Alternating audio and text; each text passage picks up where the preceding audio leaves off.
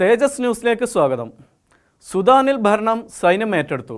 President ഉമറുൽ ബഷീറിനെതിരായ മാസങ്ങൾ നീണ്ട ജനകീയ പ്രക്ഷോഭത്തിനൊടുവിലാണ് സുഡാന്റെ ഭരണം സൈന്യത്തിന്റെ നിയന്ത്രണത്തിലായത്. ഉമറുൽ ബഷീറിനെ അറസ്റ്റ് ചെയ്ത് സുരക്ഷിത സ്ഥാനത്തേക്ക് മാറ്റിയതായി സുപ്രീം സെക്യൂരിറ്റി കമ്മിറ്റി മേധാവി ജനറൽ അവദ് ബിൻ ഔഫ് അറിയിച്ചു.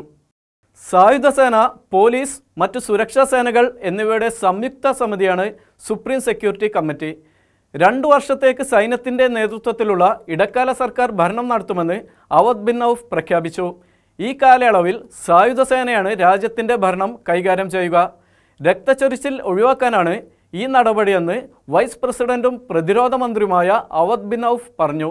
പാർലമെന്റ് പിരിച്ചുവിടുകയും ഭരണഘടന റദ്ദാക്കുകയും ചെയ്ത സൈന്യം 3 മാസത്തെ അടിയന്തരാവസ്ഥയും പ്രഖ്യാപിച്ചു. സുഡാന്റെ വ്യോമാതിർത്തി 24 മണിക്കൂർ നേരത്തേക്കും കര അതിർത്തി ഇനിയൊരറിയിപ്പ് ഉണ്ടാകുന്നതുവരെയും അടച്ചു. 1 മാസത്തെ രാത്രികാല കർഫ്യൂവും ഏർപ്പെടുത്തി. അതേസമയം സൈനിക അട്ടിമറി ജനാധിപത്യ പ്രക്ഷോഭകർ തള്ളി. സൈനിക അട്ടിമറിക്കെതിരെ പ്രതിഷേധം സംഘടിപ്പിക്കാനും വിപ്ലവത്തിന് കാവലൊരുക്കാനും പ്രക്ഷോഭകർ ആവശ്യപ്പെട്ടു. സുഡാനീസ് പ്രൊഫഷണൽ അസോസിയേഷന്റെ നേതൃത്വത്തിൽ 10,000-കണക്കിന് പ്രക്ഷോഭകർ കർഫ്യൂ അവഗണിച്ച് തെരുവിലിറങ്ങി.